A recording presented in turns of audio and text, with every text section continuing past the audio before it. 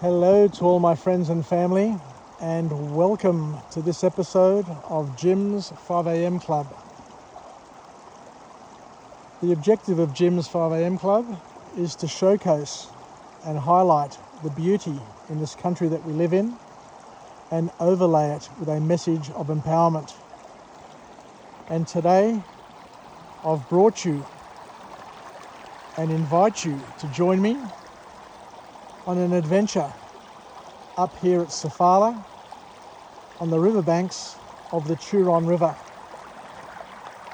For those who are not aware, Sofala is an old gold mining town from the 1850s, a town that became renowned worldwide for the gold strike, for the gold mania, for the gold rush, where thousands and thousands of people from all over Australia, from all over the world, descended onto this river, into this area here, in search of their fortune.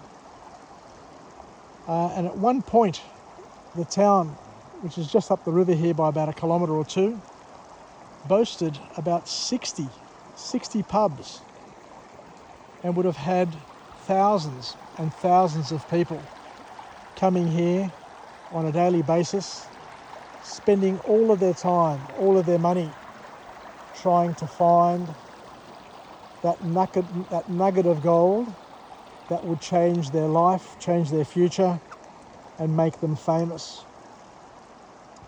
Anyway, what a great place to be on this wonderful Sunday. It's a 2-hour drive from Sydney, 2.5 hours maybe, but it's a beautiful place to be and an ideal place to go camping.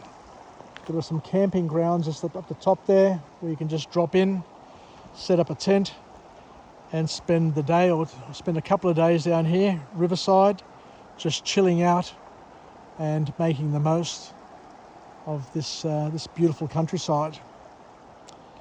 So what I want to do now is I'm just going to walk back to the car, and on my way back I just want to cover off on another book summary where we can complement and supplement this beautiful countryside with a message of empowerment where we can learn something new, pick up some OPE, other people's experiences, both positive and or negative, and incorporate them into our skill set so that we too can become better versed and better capable of dealing with life and making the most of the good times and hopefully minimising the bad times.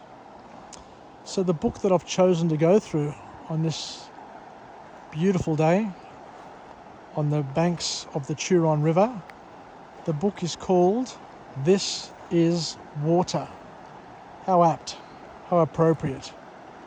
And the author's name is David Foster Wallice. So what can we learn from this book? What's this book all about? The author kicks off the book with a question, with a reflection for us to at least get in the mood and to start thinking and contemplating a little bit more in terms of what we're talking about. So the author says that you can spend your whole life accepting your default ways of thinking, or you can choose other ways of thinking, ways that are going to serve you rather than to disserve you.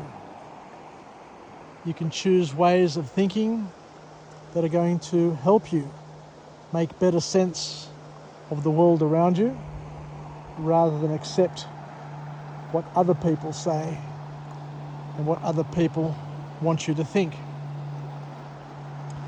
So the author invites us all to consider the fact that it's up to us to construct empowering meaning in our lives, and it's an intentional choice It is an intentional choice of a conscious decision that we all make.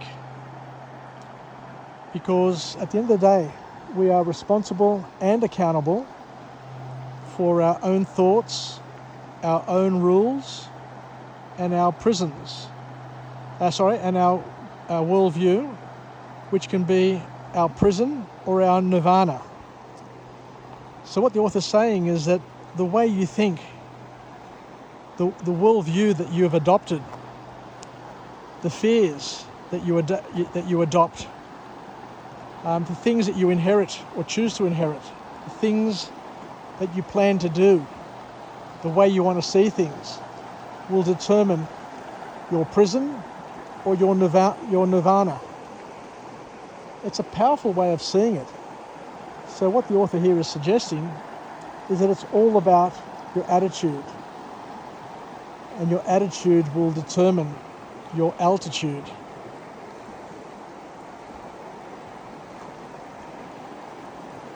So the author then goes on to say and to remind us that most of our thoughts are biased.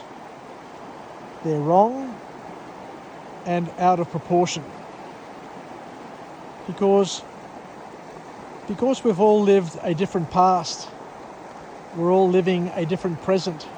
I am here, you are there, and we're all going to have a different future. What the author is saying is that those experiences that we pick up along the way, the ones that we consciously and subconsciously pick up, directly and indirectly, are going to influence in a big way how we see things and how we respond to things that come our way. The bottom line is that each of us have a slither of reality that we pick up moment by moment.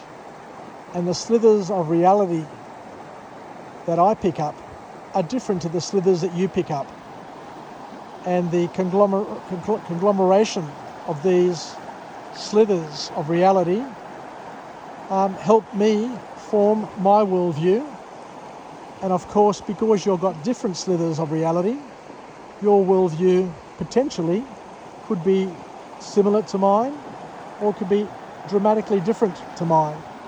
It all depends on what we're focused on along the way and the meaning that we've decided to apply to those slithers of reality. The bottom line, and as the author reminds us time and time again, is that the truth be known is that we are all self-centered, totally self-centered, and everything in our world revolves around us. And that's how we're wired, that's how we've been brought up. It's not altogether bad, but it's important to understand that the way we see things, the way we appreciate things, the way we think about things is all about us in the centre. We are self-centered. And what we're saying is that because it's all self-centered, it may be wrong in some ways, because what happens is that we view the whole world through these lenses that we've created, these self-centered lenses, where we look at everything in terms of how it relates, how it impacts, how it affects us, and mainly us. So the author invites us to move away from this self-centeredness in order for us to become better adjusted, to be well adjusted. And I guess the Christian message that I've picked up over the years is that it's not about us. It's not about us. Our role in life, our mission in life, our calling in life is to serve God first and foremost with all our heart, mind, and soul, and to love one another as we love ourselves, to serve others rather than to serve ourselves. So the big question that we all need to ask and the big question we all need to answer is that based on what we're doing right here and now, based on what we're thinking. Is it to serve ourselves, or is it to serve God? Is it to serve ourselves, or is it to serve our community? And that in itself, the answers that we gain from those questions that we ask will help us understand a little bit better our life and what our purpose is. So the key message here is to understand that everything we do, everything we think, the way we think, is all biased in different ways, in ways that we don't even understand. There are biases that we've inherited from our parents. There are biases that we've picked up along the way from our schooling, from the media, as we said before, from all of our experiences, by the way we saw those experiences. Those experiences may have been misinterpreted. Other people's intentions may have been misinterpreted by us along the way, thinking that they're against us, but in actual fact, our parents, when they scolded us as children, may have been doing it through love, to help us, to benefit us, rather than to make us feel intimidated or made to feel bad. So the author once again takes us one step further and talks about this self-centeredness and says that we need to live outside of our self-centeredness to be well adjusted, to be properly balanced. We need to learn to think and to control what and how you think, and to choose what we focus on. Because what we focus on eventually becomes our reality, becomes our future. So the author here has a call to action for all of us to be mindful, to be careful, to be in a position where you can make some good decisions in terms of what you focus on, so that you end up potentially in a better place. Not guaranteed to be in a better place, because God's plans are manifold and in many ways complex, and we do live in a very complex and complicated world where you don't always see the reasoning for what happens and why it happens until later on in life. You just don't know what's going to happen and how it's going to impact you, your family, and your surroundings. Sometimes in life, when we look back, we eventually see that the worst day of our lives ends up becoming the best day of our lives, because we end up making some amazing transformational choices and decisions, which not only improves our station in life, but has a knock-on effect, has a ripple effect which impacts others and other things and other circumstances along the way. So the author says here that the real value of education has nothing to do with the grades and degrees that you achieve. And I guess we've all learnt that. I remember years ago going out with all of my friends, all of my good friends. We'd go out for lunch and we'd sit down around a table, and we'd have young families back then, and we'd be talking about our children, their future, what we can do to help them. And then we talked about what sort of careers would be great for them, and people were talking about becoming doctors and solicitors and leaders in community. But one of my friends, who was probably one of the oldest in the group, a very wise man, and absolutely love him. He's added a lot of value to a lot of people's lives. He's the big brother to many people, the big brother that many children haven't really had. And Cleo Donio, who is the person I'm talking about, said that the most important thing for me and for my children is for them to be good people. which once again echoes what the author here is saying, that education isn't about degrees and grades. It's got to do with simple awareness, to be aware of yourself, to be aware of those around you, and to contribute where possible in a positive way and make that awareness a reality, an empowering reality, rather than just be a person who's got a job and has all the trappings in life, the cars, the postcodes, the trophy wives, and all of that sort of thing. So as my friend Cleo Daniel said back then, so wisely said, probably about 30 years ago, when we were in our 30s, in our mid-20s, he said that he wants more than anything else for his children to be good people. And no wiser words have ever been said. And hence how this author here says that education is far more than just words, far more than grades, far more than degrees, far more than awards. It's about how you act, how you behave, how you interact, and how you shape the people around you, and at the same time how you shape yourself. So a really powerful lesson. So we go on now to talk about the importance of love and what love is. And the author here says that a lot of people say the word love, but the most important thing to understand is that love is a verb, it's an action word. And to love and care for somebody requires sacrifice. And that sacrifice is very salvific. Just like Jesus was sacrificed at the cross, God sacrificed himself in order to give us eternal life. So too, love on a daily basis is an act of sacrifice.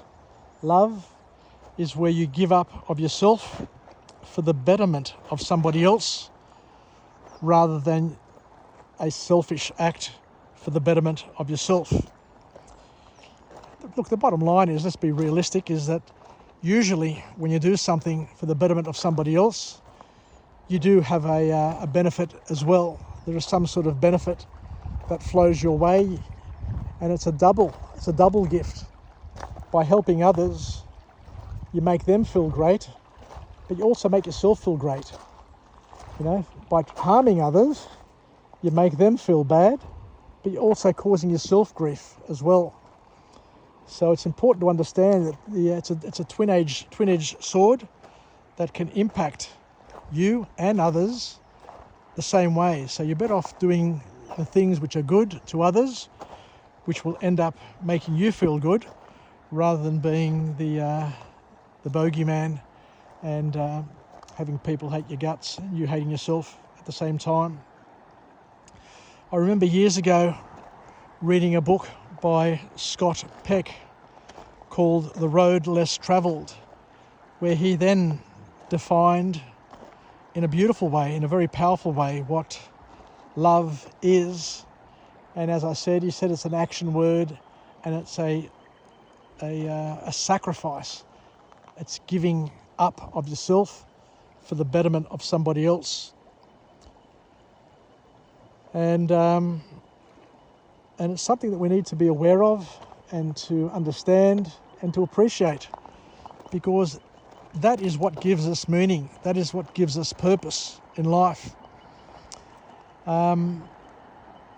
People talk about unconditional love, but if you sit and look at what they do and how they treat others, you know that it's all just talking, it's all just hearsay.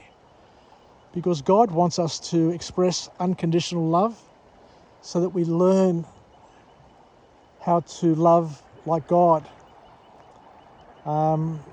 Because God is the one who practices and expresses and is the full expression of unconditional love. Because at the end of the day, we're all unworthy.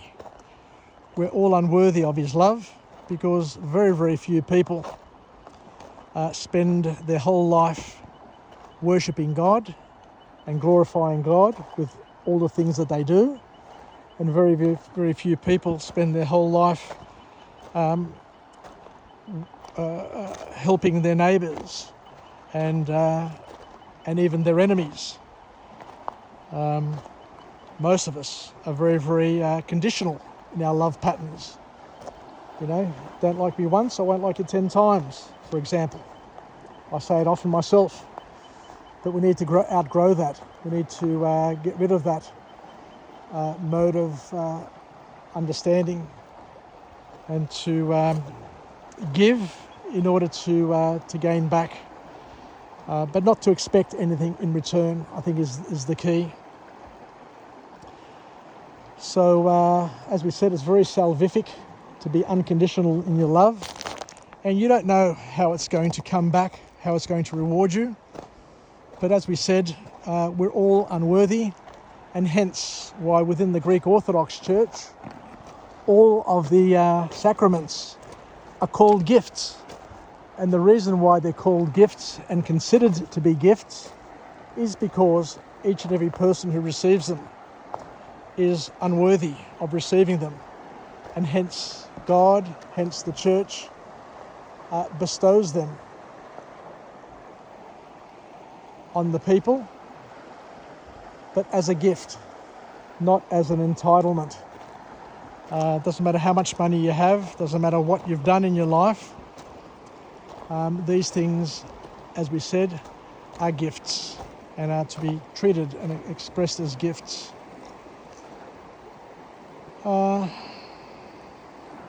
So the bottom line, we'll finish up now from this book, and we didn't see a four-wheel drive cross the river at all.